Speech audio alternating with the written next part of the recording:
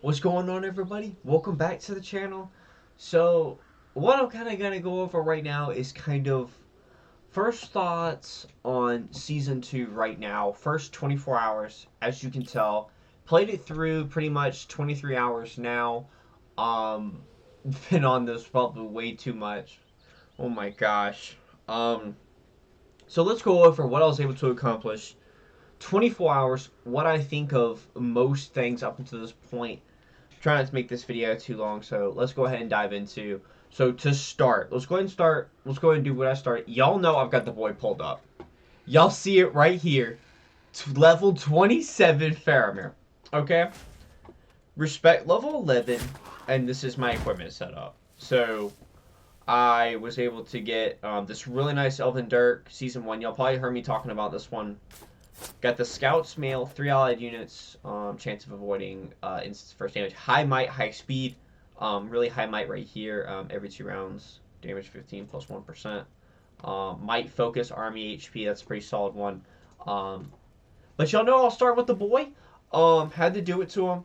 You know, I think I was probably the only person starting Faramir in all of this season being this high rank. Let's go ahead and dive into the ranking system real quick. So personal production, I am number 7 right now, and if I take this tile, I will actually be top 4. So I'm about to take this tile. If it's pikemen, I'm not. If it's trolls, not going to either. We'll see what's on the tile real quick. I'm just tile checking it. For instance, all right, let's go into some of the neat stuff they came out with, the new journey system. This is pretty neat stuff right here. I like what they're doing. Little bit more in depth. I don't think this is replacing anything. I might be wrong. I remember territorial expansion, awakened power. This was in it as well. Power of the ring. This was in it. Where the days, I believe that the 1 through 7 days is gone now. This might be replacing it. So let's go over these rewards real quick. 5 math and metals. 5 again. 5 again. You get the raw mithril. Mithril we know is going to be your resource for your respect level 10 commander. So at 250, they give us a choice of a commander just regardless. So this is a step in the right direction. Okay, but in my fair opinion, Frodo and Sam and Denethor 2 are worse than almost every tier 1 commander on both sides. They do not offer anything, and they need some help. So I'll say that much. They need some help. Denethor 2, I wouldn't give them to my worst enemy. For several reasons. Several reasons. We went over it in the video, the tier list video. But these two are the 2 worst commanders on the good side, without a doubt. But the evil side ones are not bad. So I do not mind this guy right here. He's actually got this is alright, but Raider, Powder Keg, pretty solid. Fuel Oil, this isn't a bad tree. The middle tree too, poison and burn damage, as well. So, and at max effect, it actually becomes pretty good. Trickery, treason. His last tree too, he does get logistics. So we do know logistics is something that, what's his face has? Hirgen has as well. Now I was actually talking about some people in the stream last night. If you didn't tune in, you know we were streaming last night. You know we had all the boys together for at least 2 to 3 hours, trying to, well, me and Sir Chubbs at least. You know, he's all right. He's not terrible, but the main reason I know people use him is for siege, and so let's kind of go in. I did notice this, and someone mentioned it in World Chat. This is 50 million siege right here. I looked at it last season because I remember saying 25 million siege was our Minas Tirith whenever we did it. I believe this is a lot more. Correct me if I'm wrong. I think it was 25 million last season. Now it's 50. I think DG is actually 80 million from what someone said in World Chat. I do not remember it being. Oh, easy tile. We're gonna wax this. So even though I don't actually have 911. That's what an odd number. But this should actually clear it out pretty quickly. Rohan actually has a really good start as well because of the units you get. You get your full cav, archers, and yeah, easy. Yeah, easy 28 tile. Y'all know I had to start off with the boy. The only thing I might start differently is actually armed escort, but so let me just go into what I did real quick. So what I did first, for instance, and you saw it on the stream too, which I'm gonna post kind of the first 30 minutes of my whole stream time because not intentionally, but I accidentally stopped recording. But so what I did was I got 1.1 point, and then I did all Rangers of Illithid. Then I dived into flanking. Now I'm doing guide and armed escort. Was kind of thinking that the recovery HP was gonna be a little bit more. Turns out it's not. I might do rush instead of doing armed escort, but guide is really solid. Plan on going into hair. I will not use foresight while in PvE because it's a bit unreliable. More people are going to be using Gandalf in PvP. I will swap from hair over to foresight. So that's a little bit what I'm doing right now. We just started up a fellowship. We actually got it started 58 out of 60. We're doing pretty solid. Let's go over to the rankings of the fellowship real quick. So, man, I tell you what. I will say this much. Y'all saw me. Me and Sir Chubbs voted for Erebor. Let's just say we gotta have to make some alliances. We are gonna have to make some alliances this time around. Do y'all know Diddy was in Erebor last season, so he was also a big contender for the ring as well. So we're talking with Didi right now about pretty much just things overall, trying to get in touch with them. But man, I was not expecting these two guilds to just come out of absolute nowhere. And just, yeah, was not expecting that at all. So, personal ring level, all of us are going to be very similar. This Phil dude, he's pretty crazy. 6,100. So I did jump up to 5. 6,100. That is a lot of personal production. I will say props to him. I'm at 46, and I gotta admit, guys, I have not made that many mistakes. I believe I saw what he started. It was Gandalf. He did start Gandalf. He had a crazy pipe. He had a crazy pipe on him that was like 5-star, 5 gold star. I believe it was the healing pipe. But so let's go to the chest because we're playing mixed. You get access to both. I was hoping you get access to at least one free chest on the evil side just to start building stuff up. That is not the case. I'm not even going to start on these at all. I mean, I'm not even going to start evil until the chest comes out. So, okay, so let's finish on the chest first. And then we'll dive into... So, you can set your wish list the same way. You get access to both. You can swap in between, you can do 5 pulls of each, and you can do pretty much the same thing as this. On mixed, your first, and I'm currently waiting, and right after this too, I'm going to wait. You will be seeing me doing 200 pulls of this, so watch out for that. So, yeah, we've built up a lot. Y'all saw me saving up last season.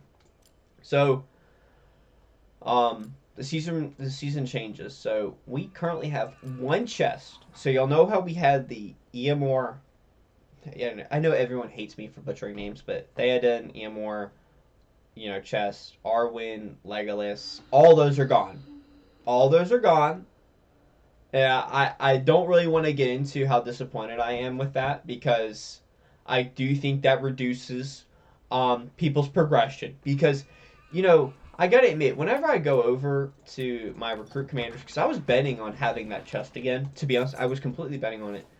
I'm at 4,600, man. 4,600. out of Gil-Galad, and I was really high. I was really wanting him. Galadriel 37, Aragon 33. You know, those are the three I'm heavily invested in. I didn't get much in the King of the Dead, but he's not really one I really wanted. But I did really want Gil-Galad. I thought he was really good, and I thought I could make him work pretty well with the thoughts I had in mind for him. I'm not gonna have an option for that hero, guys. To be honest, I might not ever get him. To be honest, I might not ever get a gold. To be honest, at this rate, I might not ever get a gold, but that's subject. We'll see. We'll see. You know, I might pull Thorin. I might get lucky and pull Thorin. We'll see. All right, so let's see what all changed. So, is that 140 million or 14? So 3, so 1.4 million. 1.4 million power.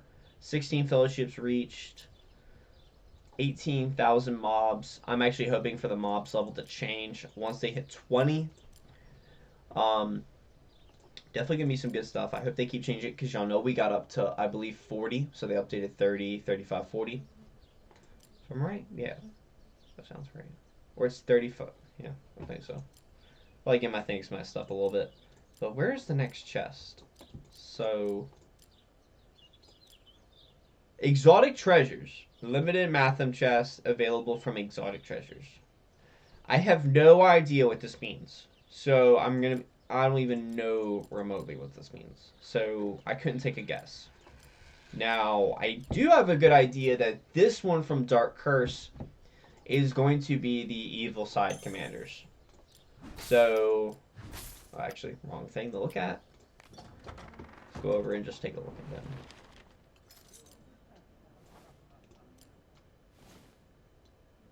Where are they at? So, she's good whenever you get R5 and you're able to choose what equipment you have, and you want to be able to pick what equipment you have and go from there. Equipment and your respect level are going to determine what you build on this girl, because she is good when used with trees. So very obviously, Spellseeker goes with Black Nemorian, Reaper goes with Betrayer, because Soul Siphon doesn't work with Betrayer, and it's also damaged. So it's more damage based, it's more auto attack based, essentially. And then Precise Blow and Heartseeker are hard AD scaling abilities, or attack damage. I'm so used to League of Legends terms. But Betrayer's tree, as y'all know, is on the King of the Dead, so this does not work well with the top tree, so stick away from that. Obviously, please do not do that. Please do not run Betrayer with Spellseeker. If you're running Spellseeker, run Black Nemorian. If you're running Reaper, run Betrayer. I feel bad if you get this guy. I will admit. After taking a deeper dive into the evil side commanders, y'all are not working with much in terms of tier 2. So y'all have an incredible tier 1 set. Tier 2 is something else. Lurtz does the most damage in the game I've ever seen. I think he is, without a doubt, I think I saw 373. But that was against a level 50 tile, and so that's a bit different than whenever you're in PvP. The most I've seen in PvP was 313, I think, and that was on our server. So this guy is not good. Not good. So he has a chance to inflict himself with madness. This is just a mix of things. I don't have much to say on this guy. I would not want him. Against one enemy target, deals 30% damage once. Against one random mounted units, deals more damage. They don't have mounted units, and the point of this ability kind of goes away. I get the lore aspect because it's against Rohan skill, but you're already working with a bad set of abilities right here. This commander and allied units, they do more damage, but army plus speed plus 5, experience gained from battles. We went over this already, but this is just a slight divergence from the tip skills. It's not that much more different. This needs to be changed. 100%. This just needs to be changed. These two skills should not be on a purple commander. So that needs to be changed. 100% in discussion. I think I speak for everyone when I say these do not need to be on the team. Let's go over to the gold guy real quick. Gold female. This might be the worst gold I've ever seen.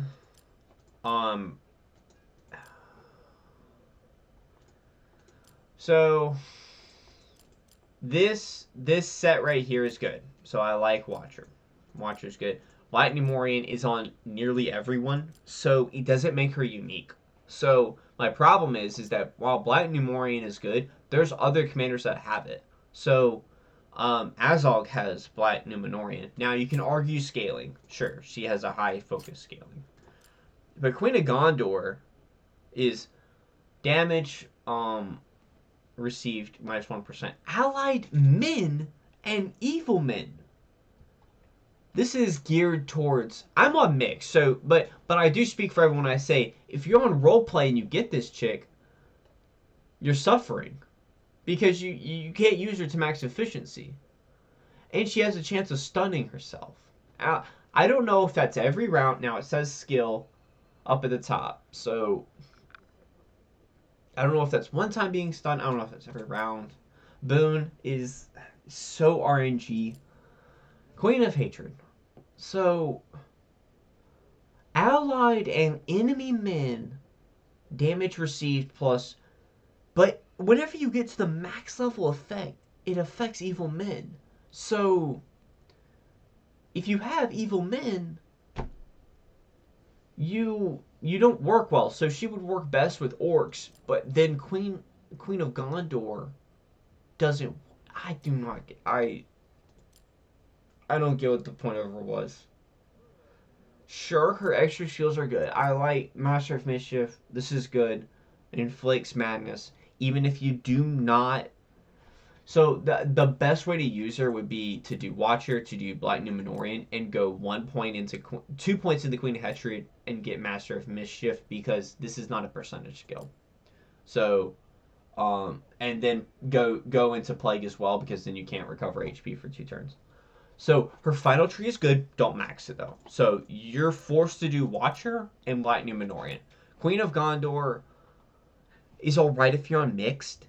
It's alright if you're on mixed. But if you're evil side, if you're on evil side and you're playing roleplay, she's not that good. I mean, even on mixed, she's not that great either. You know, you compare her to him. There's no comparison here. There really isn't. This guy is nuts. You know, this guy does so much damage. You know, it's unreal. And he has a lot of utility as well. Sauron. You can't compare Sauron to this girl. There's no comparison. So let's dive over into the 3 good side commanders real quick. I just want to sum it up all in one, so that way everyone kind of gets their knowledge, kind of my opinion on it all real quick. He's the best purple out of all 4 for each, in my opinion. The Elvish dude we'll go over here in a second, but whenever the pack opens up, he'll be the one I'm going for.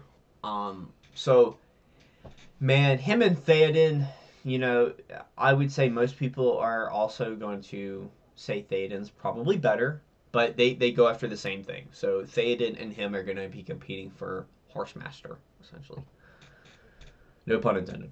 So Ally is actually good. Denethor has this, and it's actually his best tree. But Fortify, though, I'm not a fan of making someone situational on purpose. Like, it's just, if I maybe know that I'm going to only defend with this guy, throw him on a tile and guard, yes, I'll use him like that.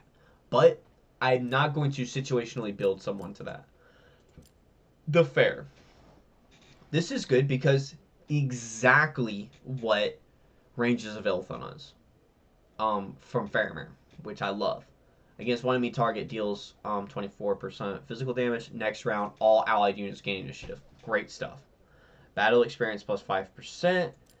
And Brawler, damage against melee units 5%. And then Cleave against one enemy target deals 48%. So this is pretty good, but I think you should utilize him as a buffer. A lot like Theoden. He's going to compete with Theoden. You can argue back and forth in the comment section who's going to be better, yada, yada, yada. So let's dive into how he's good. So Hair is good. I like this skill. Damage, stacks once per round. Nobility.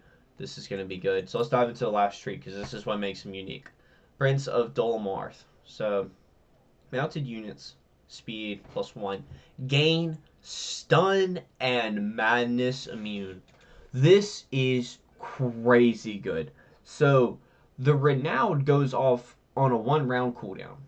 So this is permanent. This is permanent. So this is on a whole different league than Renowned, because while Renowned might cure poison, might cure several other debuffs, this is just, you just straight up get stun and madness immune. He also gets mounted combat, so on hit, mounted units have a 20% chance. That goes up to 70. Coalition. So we might have someone who can finally use this skill, because it does not work well on other commanders that I've seen this skill with. Men and elves, chance to have a 10.7%. He's only gonna... So I've got a build in mind for him, and I believe y'all have been asking me before to give my opinion on this guy, because I do think he is the best commander that we have from the purple side, or blue, or good side. So the elvish guy we'll go to here in a second. But I'm going to showcase my idea for him, or what I'm going to do for him when I get him, because I will get him. Y'all better believe it, with 200 pulls, I'm getting him. Eldon. Okay, so overall, though, I just want to say, why do we have 4 cavalry-based commanders at all? Give them to the evil side. Honestly, they deserved 2 cavalry commanders. They deserve war commanders. So why we have 4 cavalry commanders is beyond me. We have Eamor and we have Theoden. Both do good things. We didn't need any more. We've got this guy who is also mounted units. We've got Eladin, who's also cavalry based. Why? I don't know. Great company. I'm gonna lose my voice by the end of this video. Great company. Decent skill, but reinforcement good. Same thing that the other guy has as well. So 2 targets deals 6. This is diving into a little bit more RNG. So if y'all saw the skills from the Season 1 commanders, there wasn't much RNG involved, really. But now we're starting to see things like 6.6 to 23. We've never seen a skill like this before. Okay? Reinforce. Right, this is a solid skill. Really like this. It's not based on focus. It's just straight up, you heal this much each round. Flanking. This is a huge stat. This gets up to, I believe, 480%, because I actually have a max on Faramir right now. Y'all know my opinions on Half Elven. I do not like it. Way too much RNG. But Elven Rider, though, this is good. This is really good. Commander and all allied mounted units. When the allied army includes elven mounted units, which is just Bocav right now, which alludes me to think that there might be more cavalry for elven coming. We'll see. So that would be maxed out at 15%. So horsemanship, mounted units, damage dealt 20. That would max out at 21%. Vow of protection, commander speed plus 4.2, gaining initiative during combat. Elven Rider. This is good, but I don't know. My opinion on these commanders is kind of Half Elven's not a good one. Heroes you can't use because you get leader and you get march. So a lot like how the brigade guy, this is definitely better than the brigade guy. Don't get me wrong. This is better than the deer horseman guy, by way better, leagues better.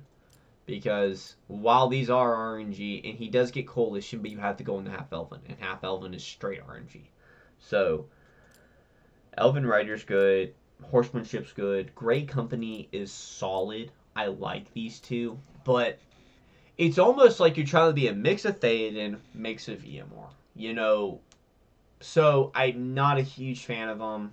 If you want to go a damage commander, you probably already have EMR.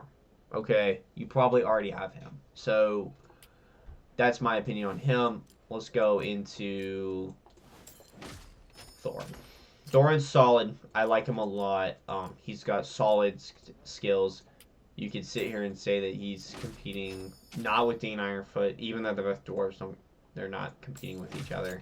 They don't have literally any of the same skills. He is really good with one army. For this skill specifically, right here. So, 1 round cooldown against one enemy target deals 26%. Allied army damage received 5%. Effect stackable and lasts until the end of battle. So this is really good whenever you have one army. So let's just say for me, if I get him, I will be running him with just marshals. So, and it will work well with Revitalize. Now Inspiration and Frightened will work so well with running one unit. You would only run him with one of your tier 4 units. So this would not work well with the Elven Commander or Elven units, for instance. He's going to work really well with Marshals and Iron Warriors. He would work extremely well with just either. You could just run him with Ravagers. If you get him and you're playing mixed, you can run him with Ravagers and he's going to be nuts. He will be nuts. So, oops, I mean the press escape. Whoops. Oh. Whoops, my B. But, alright though. That's enough about him. That's enough about all these guys. Tips, you can change them. Switch back and forth. So, do them once every 24 hours. I will note, there is no new Red Book of Westmarch. So, I am pretty disappointed with this. This was another way for us to get a gold. You know, and certainly there's a lot of gems, a lot of rewards. I'm really sad to see that this is not renewed and we can't go through this again. I'm kind of disappointed by this because this was just a good set of... Yeah, I'm a bit disappointed by that. So,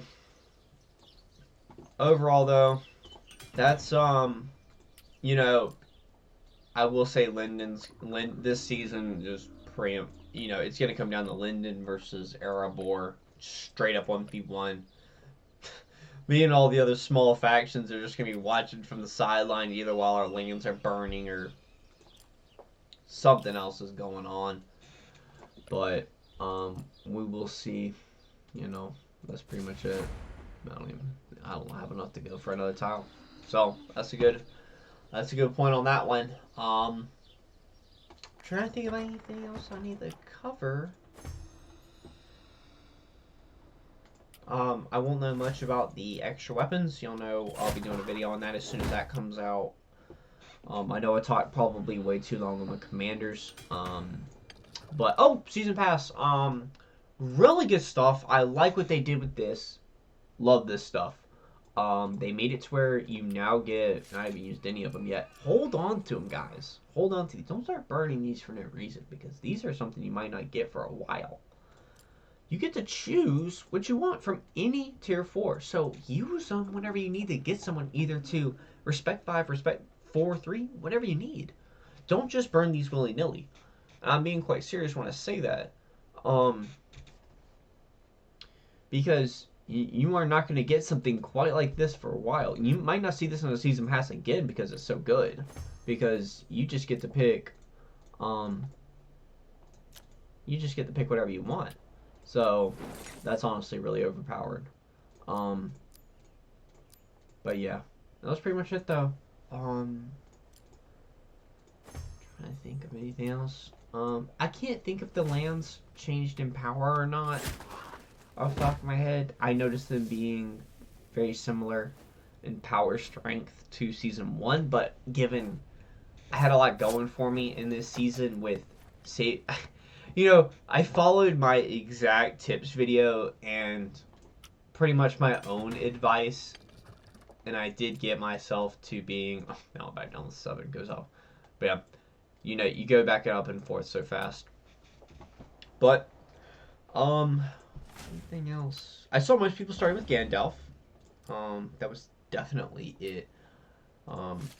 Overall, but just to showcase, guys, I dumped everything into my starting equipment. I dumped everything. If it was my starting equipment, it was good. So, I would definitely advise doing that because now I'm set up. I am ending this right here on, level 27 Faramir with 4,600 power and nearly about 11k average across the board. So, y'all know as soon as this hits 2,500 more, and y'all gonna be seeing the math and polls. So look forward to that. Let me know if I missed anything down in the comments. Can't think of anything at the top of my head right now. But I hope y'all enjoyed. This is just my thoughts on the season, kind of the ending of the first 24 hours, what I was able to achieve, a little bit about my thoughts about the commanders, different things going on. Without that, I don't want to drag this on anymore. But thank you so much, guys, for watching, and leave a like, rating, comment if you enjoyed. And we'll see y'all in the next one. Thank you so much for watching. Peace.